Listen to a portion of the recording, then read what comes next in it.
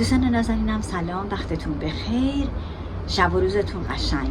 میخواستم با شما مروری داشته باشم بر نشانه های آدم های ضعیف. آدم های ضعیف چه نشانه هایی دارن؟ اول اینکه هر چیزی رو به خودشون میگیرن، نمیتونن هیجانات خودشون رو، احساسات خودشون رو در شرایط مختلف کنترل کنن.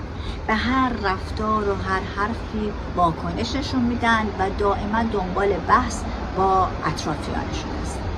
سعی میکنن که دیگران رو کنترل کنن و یا اینکه اونا رو تغییر بدن.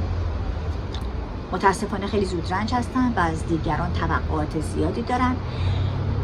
اعتماد به نفس خیلی پایینی دارن و دائما خودشون رو سرزنش میکنن و بدترین ویژگی که دارن اینه که دیگران رو مسخره میکنن، مدام در حال تحقیر کردنن و یا دلشون میخواد با سر آدم ها حرف بزنن.